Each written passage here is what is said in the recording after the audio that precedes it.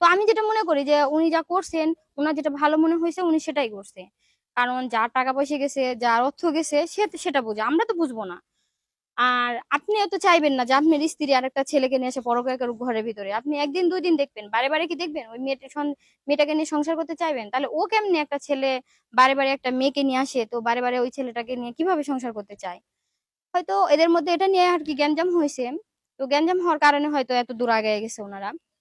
তো যেটাই আগাক, যদি উনি ভাইবা থাকেন যেটা ওনার জন্য সঠিক হয়েছে, তাহলে এটা সঠিক।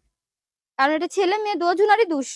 দোষ কিন্তু একজনের হয় না কখনো, দোষটা দুজনারই ছিল। কারণ জুনিয়র সাকিবে যখন দেখছি যে শুটিং এর কাজ করতো, পরে শিখার সাথে দেখতাম এক ছেলে মাথা চুল বাঁধতো, মাথা আশ্রয় দিত, খাওয়ায় দিত, তাহলে তার সাথে কি সম্পর্ক ছিল? এটা তো জুনিয়র সাকিব অনেকবার বলছে। আর জুনিয়র সাকিবে বলার পরেও দেখছি শিখা আপু অনেক কথা বলার পরে অনেক কিছু স্টার দিছে যে ওটা আমার দেবর হয়, মানে এরকম কথা বলছে, কিন্তু সত্য মিথ্যা তারা জানে, আমরা তো জানি না। তো এখন আমি মনে করি যে ওর ভুল ছিল না ওর দোষ ছিল, এটা ওদের স্বামী স্ত্রীর ব্যাপার, ওরাই জানবে, আমরাও তো দূর জানি না। তো যদি ওর ঠিক মনে হয়েছে তো ও ঠিক করছে, আর যদি ভুল মনে হয়েছে তাহলে দর্শকের কাছে ভুল মনে হবে এটা। যে কাজটা করছে জুনিয়র সাকিবের, মনে করেন জুনিয়র সাকিবের তো মেরে ফেলার মতো সমান হয়েছে, যে একবার হ্যাঁ, একজন হ্যাঁ, হ্যাঁ। একজন মানুষের যা হয়েছে তো তা তো একবার মেরে ফেলার মতন হয়ে গেছে। জি, আচ্ছা জি, যাই জি। হোক, আমরা এই প্রসঙ্গটা বাদ দিয়া এখন আপনারা মানে আমি যে প্রসঙ্গটা বাদ দেওয়ার আগে একটা কথা বলতেছি, যে জি। ঘটনাটা ঘটছে শিকা আপু যে ঘটনাটা ঘটাইছে, এখন কিন্তু ফেসবুক অনেক মেয়েরা অনেক ছেলেদেরকে বা বয়ফ্রেন্ডদের কিন্তু এটাকে হুমকি দেয়, যে দেখো দুনিয়ার সাকিবের সাথে যে হয়েছে এটা কিন্তু তোমাদের সাথে হবে। আসলে এটা যে মেয়েগুলা হুমকি দেয়, এটা ওরা জীবনে একটা বড় ভুল করতেছে। কারণ আমি যদি আমার ঘরের জামাইরে এই হুমকিটা দিই, তো আমি কিন্তু সংসার করতে পারবো না। আর শুধু আমি হুমকিটা না, আর আপনার হচ্ছে যদি কোনো ছেলে মেয়ে প্রেম প্রেমিকা হয়ে থাকে বা প্রেমিক প্রেমিকা হতে পারে, গার্লফ্রেন্ড হতে পারে, তো তাদের ক্ষেত্রেও বলতাছি তোমরা যদি এরকম ভেবে কোনো ছেলের সাথে সম্পর্ক করো, তাহলে তোমাদের জীবনে ভুল হবে। কারণ ভবিষ্যতে দেখা যাচ্ছে তোমরা মেয়েরা একা থাকবা, কোনো ছেলে পাবা না প্রেম করার জন্য, আর মেয়েরা একা থাকবা, কোনো ছেলে আসবে না তোমাদের বিয়ে করার জন্য। তো এগুলোর ঠেট না দিয়ে, হুমকি না দিয়ে, ভালোবাসে মনের মধ্যে সবকিছু বজায় রেখে যদি তোমরা সংসার করতে পারো, প্রেম করতে পারো, তাহলে করবা। আর যদি না পারো তাহলে করো না। ঠিক আছে, এন্ড আমার যেটা মনে হয়েছে আমি এটাই আপনাদের বলছি। আচ্ছা, আমরা টিকটকে সাম্প্রতিক সময় দেখি টিকটকে কিছু জিনিস ভাইরাল হয়, এই যে অনেক ভাইরাল হয়, যেমন ইয়ে, এই যে একটা ভিডিও দেখছিলেন, এই যে ভুলে গেছি তো, জান্নাত তোহার একটা ভিডিও, জান্নাত তোহার ভিডিও ভাইরাল হওয়ার পর মানে তারা ভাইরাল হওয়ার পর নিজেরাই দেখি অনেক অনেক রকম ভিডিও করে, নিজেরা ভাইরাল হওয়ার জন্য এরকম ভিডিও গুলা হ্যাঁ, হ্যাঁ। ভাইরাল করে। যে যেমন আপনার একটা মেয়ে মারা না যেও দেখায় আমি মারা গেছি, হুম, এই যে একটা ভিডিও দর্শকের কাছে, মানে এটা লাইক লওয়ার জন্য অনেকে কমেন্ট করে কিভাবে মারা গেল, মানে দেখাচ্ছে আমি বিষ খাচ্ছি, আমি ফাঁস টাঙাচ্ছি, মানে এগুলো একটা ছোট ছোট ছোট কিছু ডকুমেন্টারি ভিডিও কইরা এগুলো ছাইড়া দেয়। এটা কিন্তু ভুল করে কিছু ছেলে কিছু মেয়েরা। যখন দেখেন একটা লাশের মতো একটা জিনিস রে দেখায় যে আমি একটা লাশ নিয়ে যাচ্ছি, তো একটা মেয়ের যদি লাশ হয়ে যায় ওটা, সেই মেয়ে দ্বিতীয়বার কিভাবে ভিডিও করে?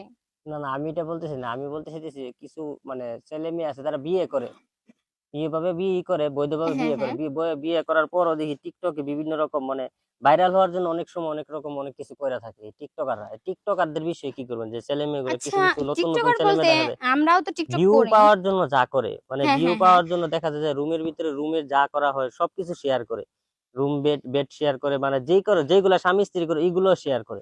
তো ওদের আসলে নিয়ে কি বলতে চান? আমি বলতে চাচ্ছি যে ধরেন আমি যদি একজনের সংসার করি, তো ভিউ পাওয়ার জন্য আমি কি চাবো আমার সম্মান ইজ্জত আরেকজনের সাথে বিলাই দিতে?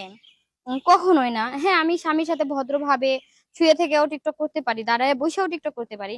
তো আমি আমার স্বামীর সাথে শারীরিক সম্পর্ক করছি, কিভাবে করছি, ঘরের ভিতর কিভাবে খাওয়াচ্ছি, ডান্স করছি, মানে শারীরিক ভাবে জড়াই ধরছি, এগুলো যারা করে আসলে এগুলো যারা ভিউ পাওয়ার জন্য করতেছে, তারা ভিউ পাচ্ছে ঠিকই, কিন্তু সমাজের চোখে তারা কি হচ্ছে, সমাজের চোখে কিন্তু এক নম্বরে খারাপ হয়ে যাচ্ছে। কারণ তাদের সামনে না বলুক, আড়ালে কিন্তু সবাই বলবে যে এই যে আগো ভিডিও কিন্তু এমন দেখছি, এমন তাকে খারাপ ভিডিও করছে, আর জামাই ওর জামাই বউ এরকম ভিডিও করছে বা শারীরিক ভাবে ইয়া করছে, ঘরের মধ্যে কেমনে চলাফেরা করে সেগুলো দেখাচ্ছে। আসলে এগুলো কিন্তু ঠিক না। তো যাদের আমি বলি, যারা তোমরা এরকম সংসারের সবকিছু স্বামী স্ত্রী হও বা গার্লফ্রেন্ড হও, এই যে জড়াই ধরে ভিডিও করে করে ছাড়তিছো, যখন আবার জামাই চলে যাচ্ছে তখন আবার ছেক ভিডিও ছাড়িয়ে দিতেছো, আবার যখন জামাই আসে তখন মানে রোমান্টিক একটা ভিডিও ছাড়তিছো, কিন্তু তোমরা কি ভাবতিছো তোমাদের যে কমেন্ট গুলো করতিছে তাতে তোমরা কমেন্টের মধ্যে খারাপ ভাষায় আবার বকাবাজি করতেছো। কিন্তু কেন? যারা কমেন্ট করতেছে তাদের কি দোষ আছে? তোমরা যে ভিডিও করতেছো তোমাদের দোষ না হলে কমেন্ট যারা করবে তাদের দোষ হবে কেন? আর তোমরা এগুলো ভিডিও করো না তাহলে তোমাদের খারাপ কমেন্ট করবে না। আর আমি যদি খারাপ ভাবে ভিডিও করি তাহলে তো আমাকে খারাপ কমেন্ট করবে। যেমন একটা সাধারণ একটা কথা বলি, যখন একটা মেয়ে রাস্তায় চলাফেরা করে, গলার ভিতরে যখন রুন্নাটা পেঁচায় যায়, আর যদি রাস্তা দিয়ে কোনো রিক্সা যায় যদি বলে "ইস, মালটা ভাল লাগতেছে", কথাটা মাইন্ডে নিয়েন না আপনারা, কেউ বলবে মালটা ভাল লাগতেছে, দুষ্টা কার হবে, মেয়েটার নাকি ওই রিক্সাওয়ালার? দুষ্টা কিন্তু মেয়েটারই হবে, কারণ সে যদি ভালোভাবে রুন্নাটা নিয়ে যাইতো তাহলে কিন্তু রিক্সাওয়ালা বলতে পারতো না যে মালটা কি যাইতাছে। কারণ সে 10 বার ভাইবে বলতো যে না, এই মেয়েটা ভদ্র আছে, রুন্না ভালোভাবে নিয়ে যাচ্ছে। আর ওই যে একদিকে রুন্না নিছেন একদিকে সব দেখাচ্ছেন, তো এটার জন্য তো যে কোনো রিক্সাওয়ালা কেন, যে কোনো রাস্তার লোকজন বা যে কোনো শ্রমিক দর্শক সবাই এটাকে হলো আপনার চায়ে দেখবে। কারণ তুমি দেখানোর জন্যই ওটা রাস্তায় বের করছো। আর যদি তুমি ভদ্রভাবে চলাফেরা করতো তাহলে করে এরকম হইতো না।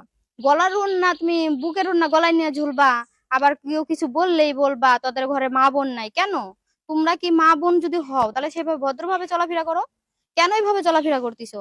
আর এভাবে চলাফেরা করো দেখেই তো তোমাদের জন্য ছেলেরা নষ্ট হয়ে যাচ্ছে।